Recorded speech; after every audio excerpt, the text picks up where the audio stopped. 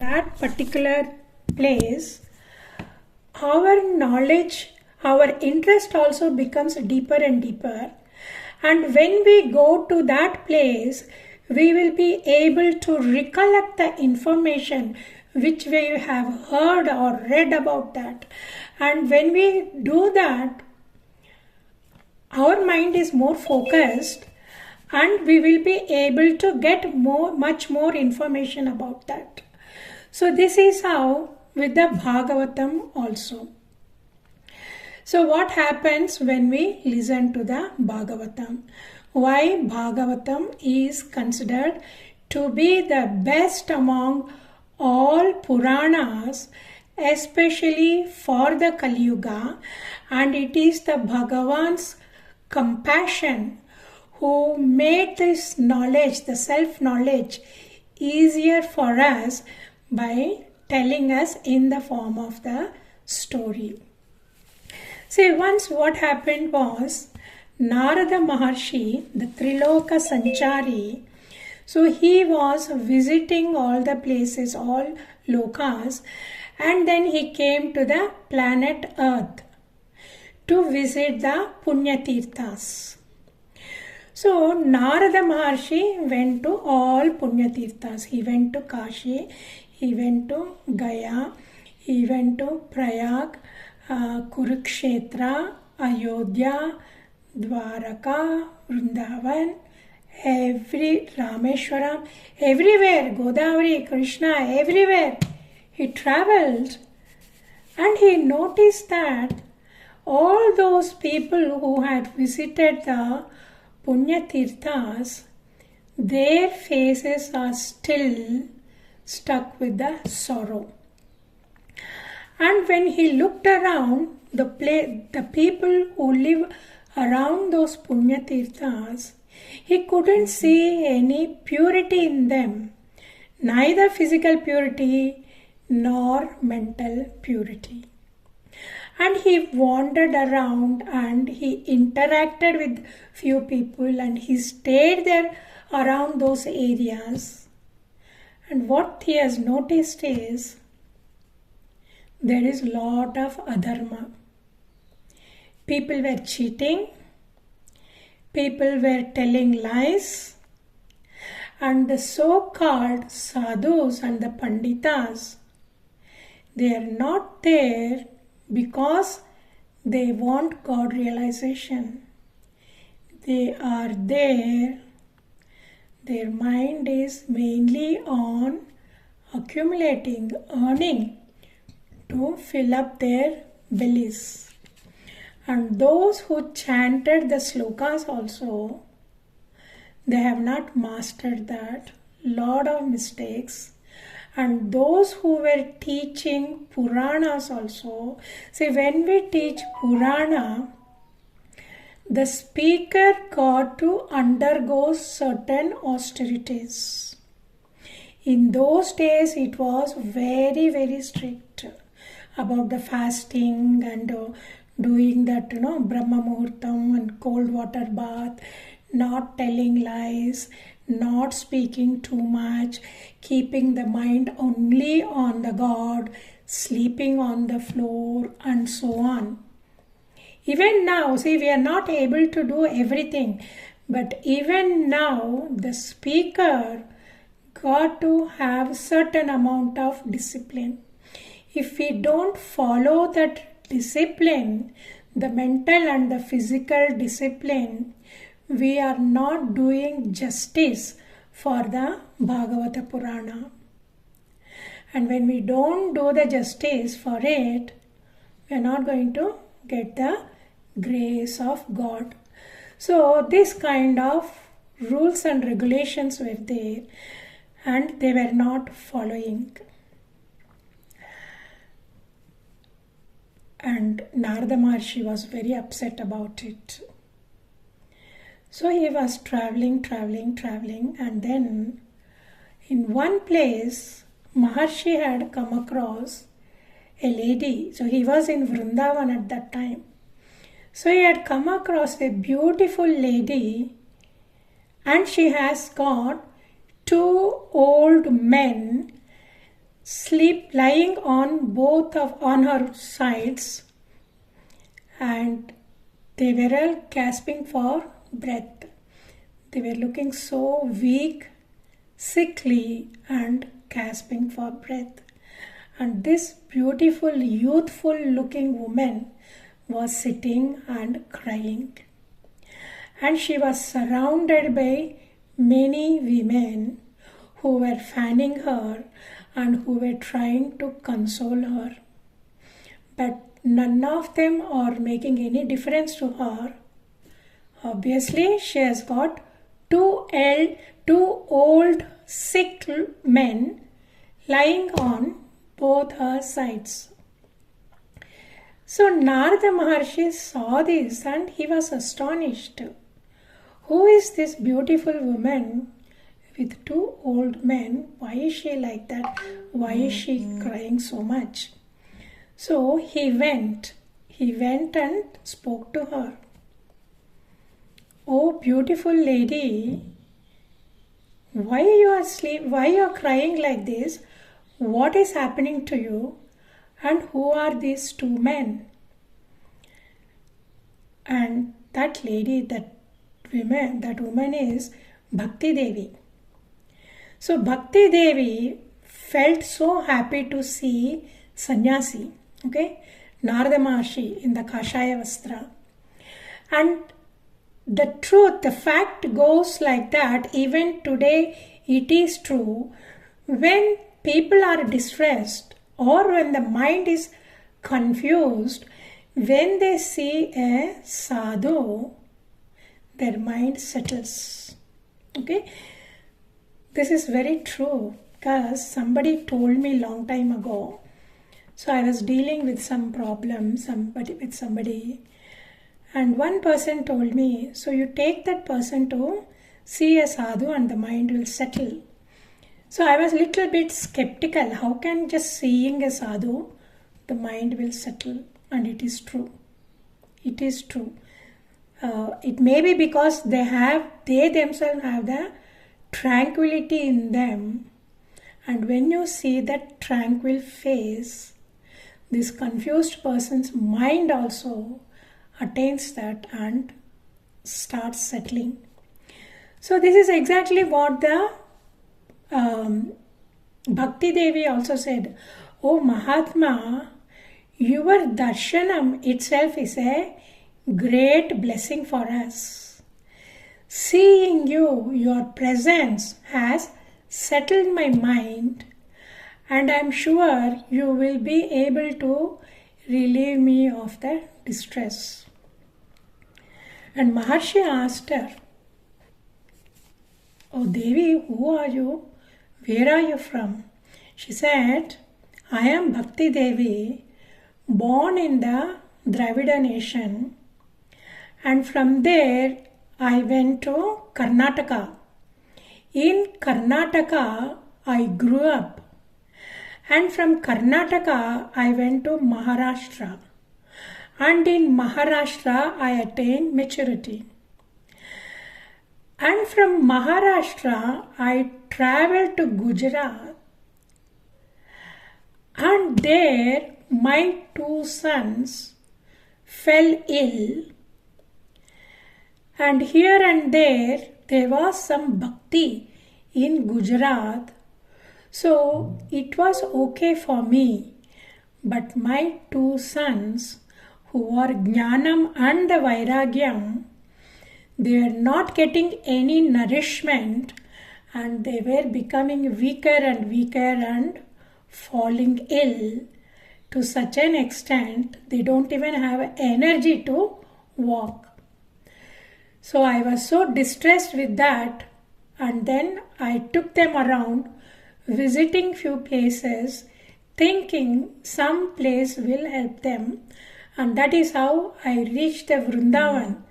And once I reached the Vrindavan, I got my youthful energetics form back. I feel energetic, but my sons, both Jnanam and the Vairagyam, they have not got any energy, and they are just the same, and in fact they are finding it difficult to breathe also certain times, and most of the time they are unconscious. And they look so old, and it is very, very sad. According to the nature, mother gets old first, and then when mother is old, the sons retain their youthfulness. But in my case, I am youthful, but my sons, both of them, Jnanam and Vairagyam, both of them are so weak, and nobody is able to help me. Please, Mahatma, I am blessed to see you. I am sure you will be able to relieve me of this distress. Then Narada Maharshi said, Devi, through my Divya Drishti, I have realized the whole problem. And this problem is because of the Kali Yuga.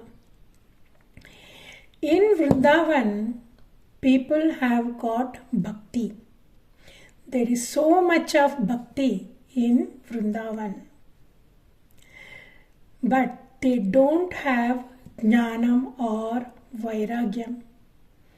People don't have any vairagyam, and people don't have the knowledge also, but they have bhakti, and they are very happy with their loving devotion for the Bhagavan. And this is the effect of the Kali Yuga. That is why your sons are not getting any energy, and that's why they are like this. And let me see what I can do. So Narada Maharshi went close to them, and he uttered mantra in their ears. It didn't make any difference. Normally, when Narada Maharshi reaches out to somebody and gives them a mantropadesam, they usually become alive, and they also follow that procedure, whatever needs to be done. But these two, Jnanam and Vairagyam, for them it did not make any difference at all. He tried to turn them around this side and that side. He patted them, tried to wake them up and make them sit. Absolutely no change. They were just falling down. They were just falling asleep. And he chanted Veda mantras. He chanted Gayatri. He chanted Bhagavad Gita, Brahma Sutras. Everything he chanted, because they were not, it was not making any difference to them. So he meditated. He wanted the higher power to give him some suggestion what to do. So through Akashavani he heard, do punya karya, do punya karya. So what kind of punya karyam can Narada Maharshi do? He is a renunciate. Okay? So he doesn't have any material possessions to give the charity or perform the yagas. What punya karya he can do? The greatest punya karya he can do is to chant Veda mantras. So he chanted all the Veda mantras. He chanted Bhagavad Gita.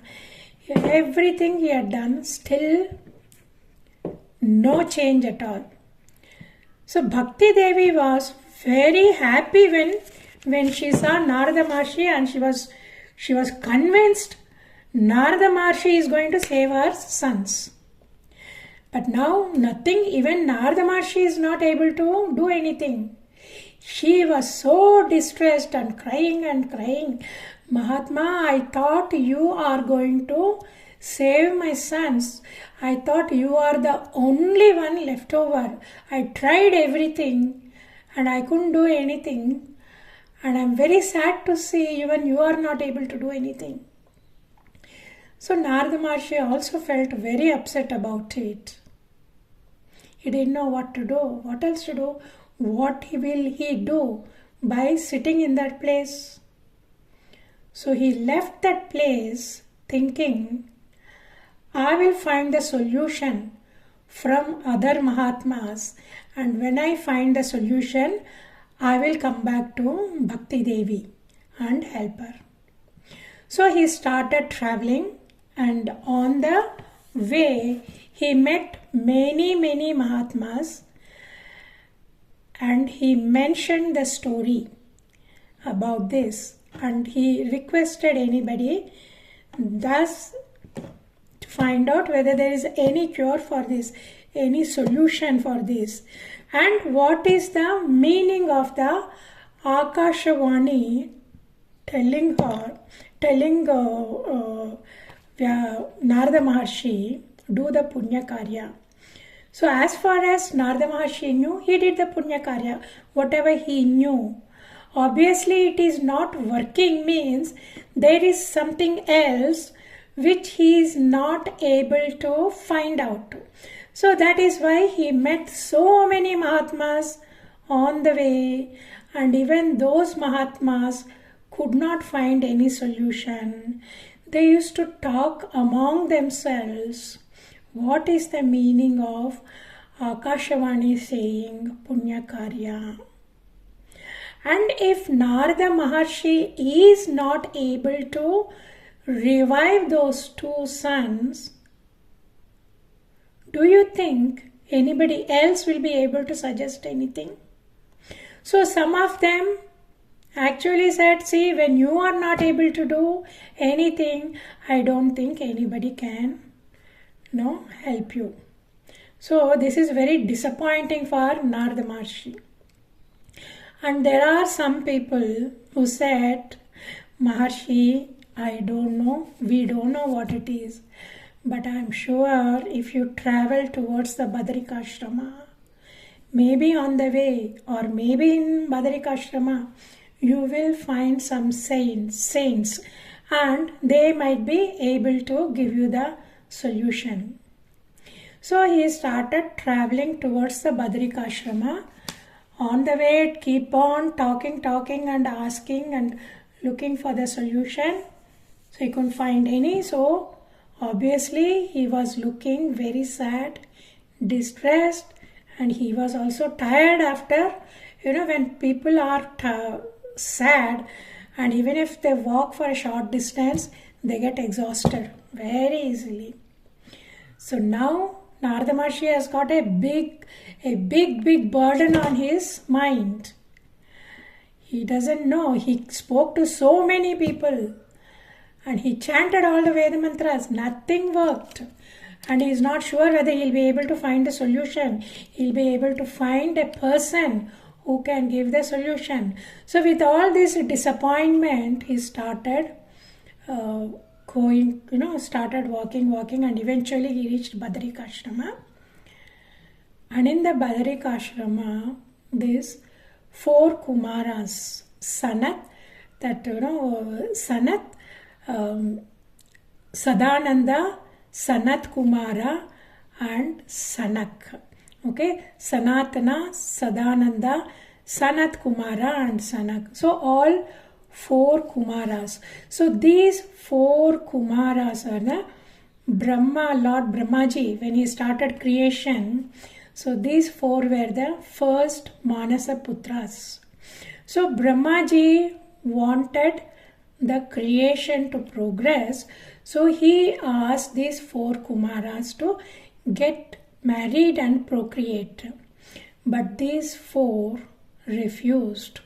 They did not want to get into the Maya. So these 4 remained as a brahmacharis, and they had a curse also because they refused the father's order. So the curse was they will remain as children only. So even now those 4 Kumaras are like children only. They are still alive. They are all Chiranjeevis. Okay. So they are liberated souls. They are there to guide us. So these Kumaras, they saw Narada Maharshi. They are very happy to see Narada Maharshi because he is a Triloka Sanchari and he carries the stories about Sri Hari to everywhere. Wherever, whoever he meets, he has a satsanga and he tells them what is happening. So these Kumaras were very happy to see him, but they were all shocked to see Narada Maharshi in such a distressing condition. So they were all astonished. So they asked, Maharshi, we are very pleased to see you, but what surprises us is, being a renunciate, what could have made you look so sad? So we want to know what is happening and what is it, where are you? You are traveling, you are walking so fast, and which direction are you going and what for you are going? And then Narada Maharshi narrated this story. So this is what is happening in the Vrindavan. I met Bhakti Devi, and Bhakti Devi has two sons called Jnanam and Vairagyam, and I wanted to help her, and I went into deep meditation, and in the trance I heard the voice Akashavani saying, do the Punya Karya. And as far as I know, the Punya Karya I can do is to chant the Veda mantras. But obviously it is not working. And I asked many people also, nobody seems to know the answer for it. So can you please tell me, Mahatmas, what I should do? What does this message, the Punya Karya, by Akashavani? So for that, Kumara said, he said, among all the mantras, the Vedic mantras and Puranas, Srimad Bhagavatam is the superior most. Whoever listens, whoever reads, whoever chants with the bhakti, their distress will be relieved, and they will be relieved of all their sins, and they will be purified, and they become eligible to reach the abode of Vaikuntham. And then they said, so you please don't worry, Mahatma. You arrange for the Bhagavatam recital. And this Bhagavatam was narrated by Sukha Maharshi to Parikshit Maharaj. And this Bhagavatam is especially designed to relieve the distress of the people in the Kali Yuga. So people in Kali Yuga are very weak, they are dull, and they don't follow the path of dharma, and they keep on committing sins. For them, many of them don't have belief in God, and those who believe also, their belief is very shaky. And there are people who goes and insults the Mahatmas and the Sadhakas, and all the temples are being destroyed by these non-believers, and the Veda mantras they chant are also not according to the prescribed methodology, the yajnas they perform are also not up to the prescription of the Vedas, because it is very difficult to get unadulterated materials to perform the yajnas. So therefore, none of those things are going to work. First of all, they don't have concentration to learn the Veda mantras. And also they won't be able to follow the prescribed austerities before performing the ritual. So when such being the case, out of compassion, Lord Krishna had given us this Bhagavatam, and he himself had entered the Bhagavatam to take care of the people in the Kali Yuga. And in this Kali Yuga, if they simply chant the name of Bhagavan with the bhakti, that itself is powerful enough to purify the mind and help them to attain the spiritual progress and eventually reach the ultimate goal of God realization. And then now he said, okay, you arrange for a Bhagavata Saptaham. Okay? Now, Narada Maharshi is asking, see, I am a renunciate. How can I arrange a Saptaham? And it is not that easy to gather the people and make the arrangements. For that, Kumara said, don't worry about that. There is a place between Rishikesh and Haridwar.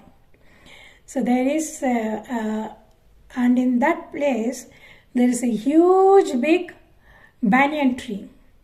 And that banyan tree is near Ganga. So because it is closer to the Ganga, and also there is a thick forest, and this canopy of the banyan tree itself is enough. So there is enough place for the people to sit, and there is a water nearby, and also it's a very rich forest with full of fruits and flowers and vegetables. So there is no need to worry about anything. You organize that and we will come, and you call Bhakti Devi with her children. So Narada Maharshi was very happy. So he came to that place where that banyan tree is, and it is very true that banyan tree is still there, and it is between Rishikesh and Haridwar. It's about 100 or 150 miles, toward in between the Haridwar and Rishikesh. So that place is still there. It's amazing, that banyan tree. So that is the place where Sukha Maharshi conducted the first Bhagavatam narration. So he organized. Then by the time they went, everybody came to know Bhagavatam is going to be narrated in that place. So everybody had come, all the rishis. Who are they?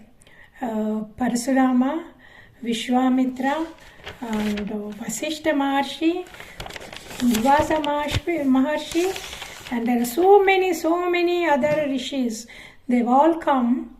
Vedas, Rigveda, Yajurveda, Samaveda, Atharvana Veda, they've all come in the form of a human. And the Puranas have come in the form of a human. The sacred mountains have assumed the form of a human and they have come. And all the rivers had assumed the form of a river of a human and come. And all the celestial beings had come. That area was full of all these exalted souls. So Narada Maharshi was very happy and he arranged asanas for 4 Kumaras. He also arranged asanas for Bhakti Devi, Jnanam and the Vairagyam. So now Narada Maharshi invited and he did prayerful. He worshipped 4 Kumaras and then this Bhagavatam was narrated. And everybody listened with rapt attention because they had so much of bhakti for Bhagavatam. And it is not just a bhakti from that side. The Bhagavatam itself is like that. It is like a nectar. They say Bhagavatam, if you compare all the Vedas to a tree, Bhagavatam is like the fruit. Okay? The whole of the tree, the whole of the mango tree has got the juice in all the branches and the leaves. But the whole thing we can't, because it's a mango tree, we can't pluck a leaf and eat because it's a mango tree. No, it is all concentrated in the mango. So that essence of the all Vedas are in the fruit. So this Bhagavatam is the fruit, the most wonderful ripe mango. And it is not only that ripe mango, this mango was pecked by a parrot called Sukamashi. And the parrots don't actually peck the ordinary mangoes. Before they do that, they make sure that mango is very, very sweet. So such is the level of that fruit called Bhagavatam. And this Bhagavatam has been gifted for us to enjoy. How do we enjoy the fruit?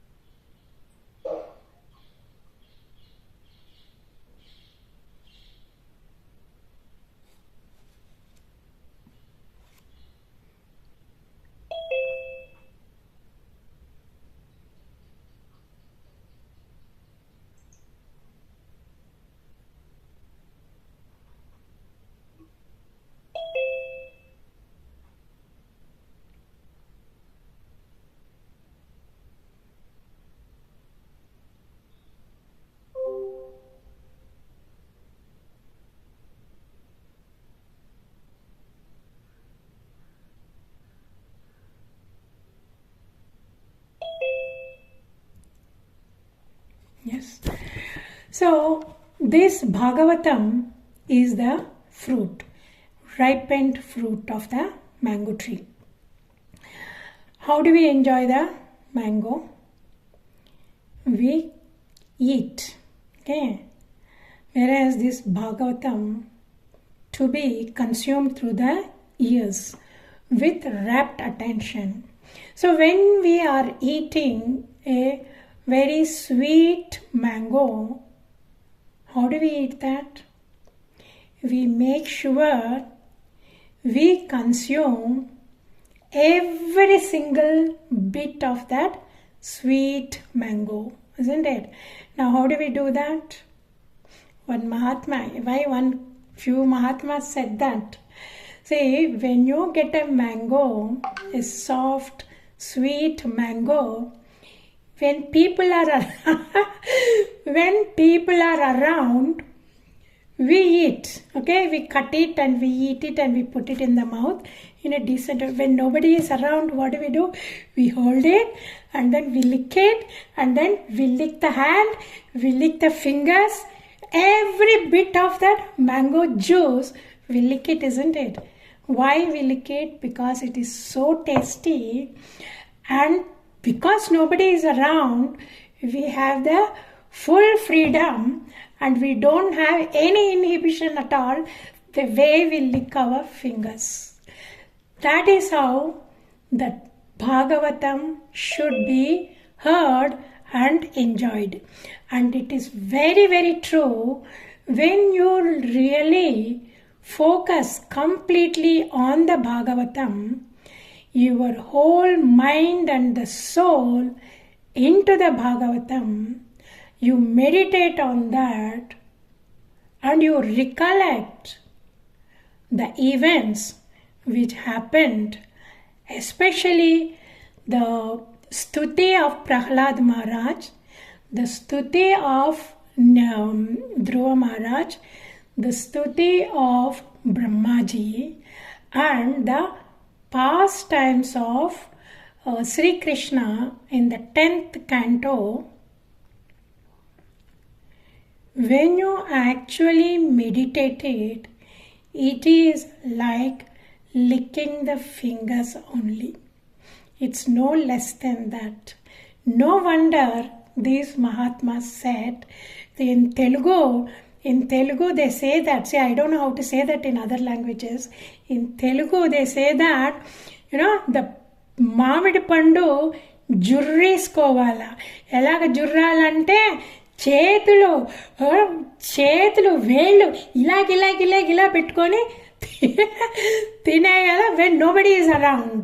Okay, that is how, and that happens when we have an intense love for Bhagavan.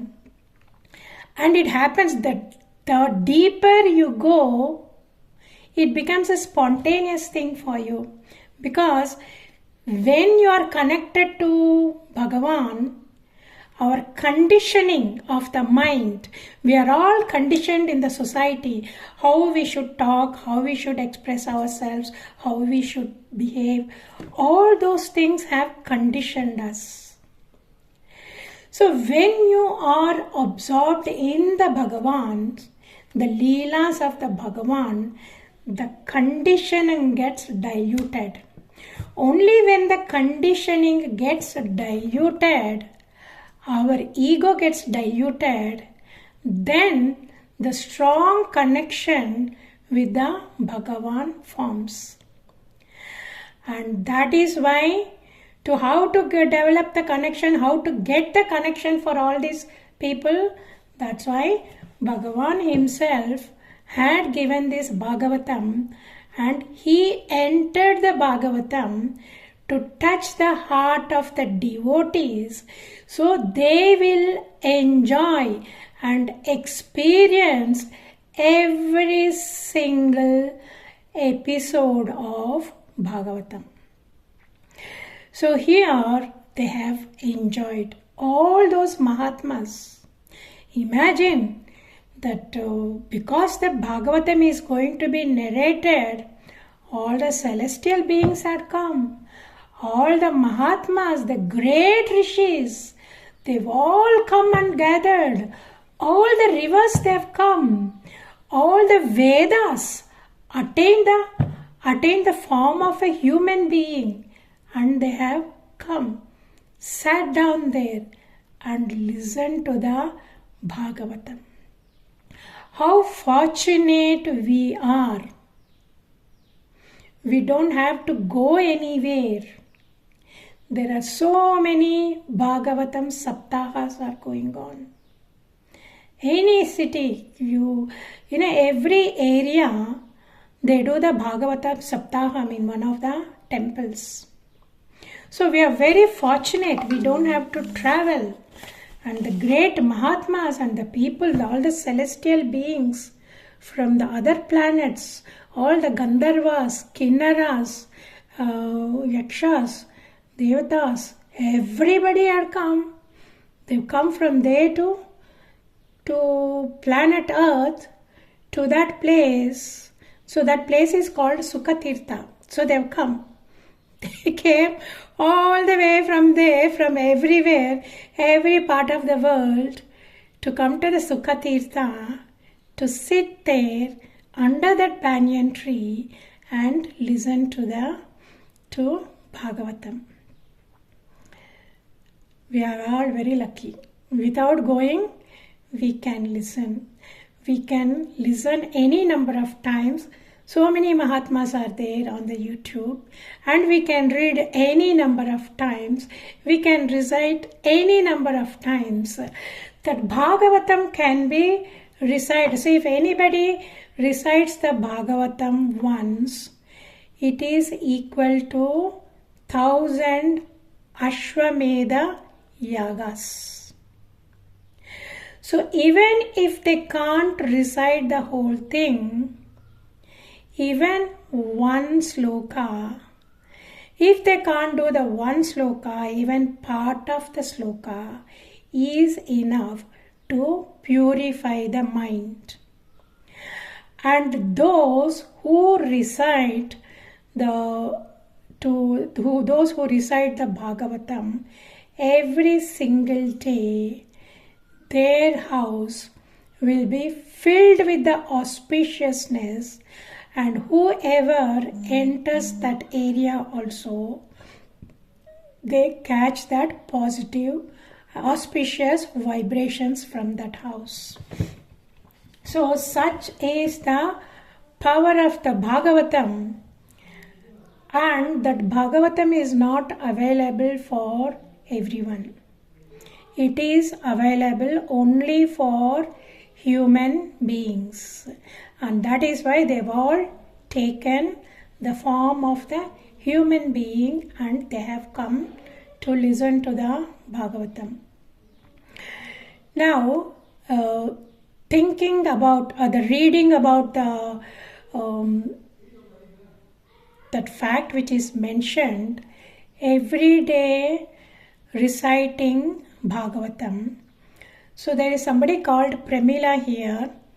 So Pramila and myself have decided we will chant Bhagavatam every single day just for half an hour from 5:30 to 6. Okay, so that half an hour we have decided, and then the time, probably in a week or 10 days time, we are going to fix the time and do that. So whoever is interested, so you can join that group, and it will be only for half an hour. So we will recite every single day, right? So what is the advantage? The advantage is it's going to purify our mind, and we will also feel whatever Bhagavatam advised, we are able to follow the instructions, which is a very, very simple instruction.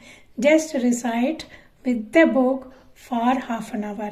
So we need not say it is nice to practice, but don't think or don't worry too much about the pronunciation. It will automatically come. Okay, so there's nothing to worry about. And there is a temple near our house, and every year they perform Bhagavata Saptaha. So that Bhagavata Saptaha 6:30 to 12:30 6:30 in the morning to 12:30 in the afternoon for 7 days. and everybody chants, right? So the funniest thing, and very, very nice also, the main person with the mic, so they chant, and there are about 300, 400 people gathered there. Only about 30% of them start at 6:30. The rest of them join around 9:30, 10, because our usual ladies' responsibility in the house, cooking, cleaning, especially, the servant coming, all those things. So they chant or they come and join around 10 o'clock. So when around 200, 300 or sometimes more also, when they chant, everybody's speed is different and everybody's tune is also different, but then it sounds so beautiful because there's something beautiful about the Bhagavatam. So we can also do it. Whoever can join us. Half an hour every day we will do that, and we will finish chanting one round of Bhagavatam, which might take about 1 year or something. Okay, so if you do it half an hour every day, maybe it will take maybe around that 10 months, something like that. So that's my desire. So I like to do that, and I'm very happy. Pramila also suggested that. So whoever is interested can join us. So here, towards the end of the Bhagavatam Saptaham, here what happened was, by the end of the Bhagavata Saptaham, Lord Krishna appeared in everybody's heart. He gave darshanam to everybody in their heart. And people got so excited. It is understandable. When God appears in the heart, so we can imagine and we can visualize. That's different. That itself makes us feel so wonderful. Imagine God Himself appeared in the heart of everyone. They were all ecstatic. They all stood up and started dancing. And there, Bhakti Devi, Jnanam and Vairagyam, her two sons also recovered from their illness, and they got also excited, and they also went into ecstasy, and they started dancing around. And that is the power of Bhagavatam. And Narada Maharshi was so happy. He could help that lady, Bhakti Devi. He promised her, I will do whatever I can. In the beginning he promised her, I will do whatever I can. They will be all right. But unfortunately he couldn't revive them. He was so upset that I could not keep my promise.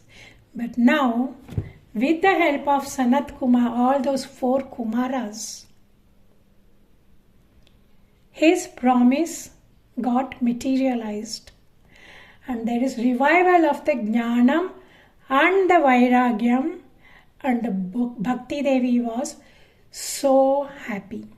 Okay, here Jnanam and the Vairagyam. Okay, now for anybody to get established in the Bhakti and progress in the Bhakti, we need Vairagyam.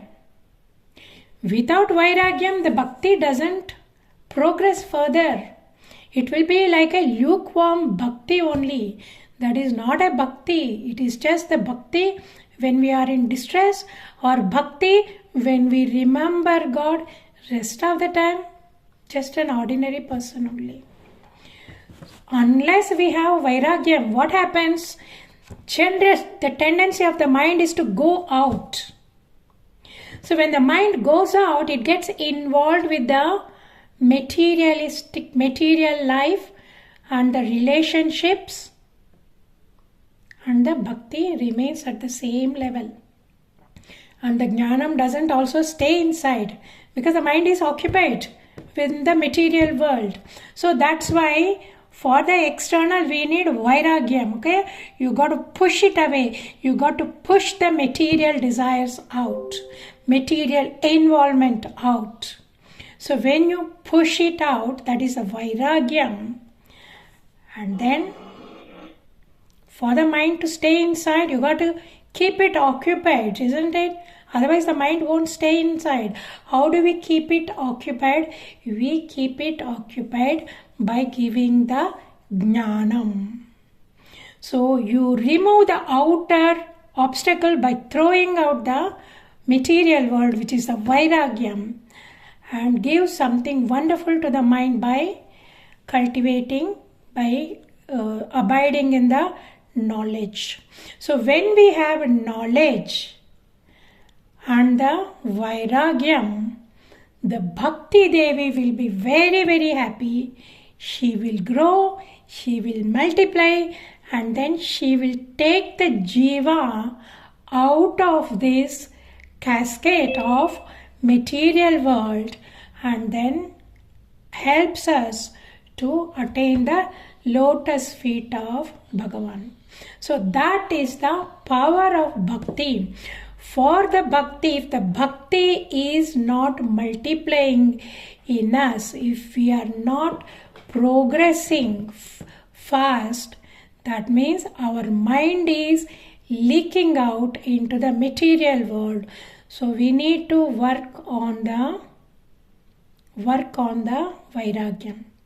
It is not difficult.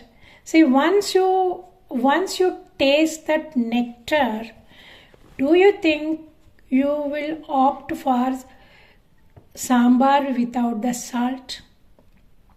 We won't go for it, no. We will opt for the amrutam only. So that is the power of the vairagyam and the jnanam. So vairagyam and jnanam, both of them go hand in hand. So let us cultivate that, and we all have a certain amount of vairagyam and the jnanam, and that is why we have all gathered to study Bhagavatam again. Okay? So with this, I will conclude the class today, and we will meet again next Friday at 5:30. And meanwhile, I request you to practice this meditation. I'm sure some of you are actually doing that, but it's just a reminder. Go inside, turn inwards with the help of the breath,